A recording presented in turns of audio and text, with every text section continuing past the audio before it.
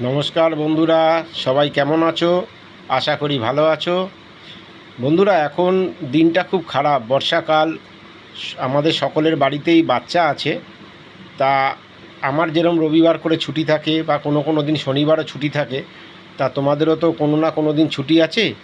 সেই ছুটির দিন যদি তোমরা তোমাদের নিজেদের আশপাশটা নিজেরা পরিষ্কার করো, তাহলে দেখবে পুরো এলাকাটা সবাই মিলে যদি আমরা এরকম করি, তাহলে পুরো এলাকাটা পরিষ্কার হয়ে যাবে। আর এখন তো বুঝতেই পারছো, এখন ডেঙ্গু, ম্যালেরিয়া, তারপর বিভিন্ন ধরনের পোকামাকড় এসব তো ভর্তি। তা চলো না, আমরা সবাই মিলে যদি এরকমভাবে নিজেদের জঙ্গলগুলো নিজেরাই পরিষ্কার করে আশপাশটা পরিষ্কার রাখি, তাহলে দেখবে কাউকে আমাদের আর বলতে হবে না যে দাদা আমাদের এগুলো পরিষ্কার করে দিয়ে যান। আমরা অল্প অল্প করে করব, এই সপ্তাহে অল্প করব, পরের সপ্তাহে অল্প করব।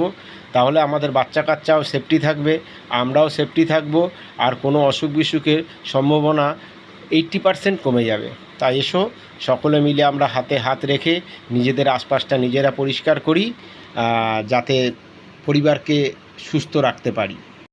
বর্ষাকাল দেখবে রাস্তাঘাটে এরকম ভার ভাঙা এই ভাঙা পড়ে থাকে, তাতে জল জমে থাকে। ঘৃণার কোনো ব্যাপার নেই, তোমরা পা দিয়ে জলটাকে যদি ফেলে দাও, তাহলে মশাও ডিম পাড়তে পারে না, মশার উপদ্রবটাও কমে।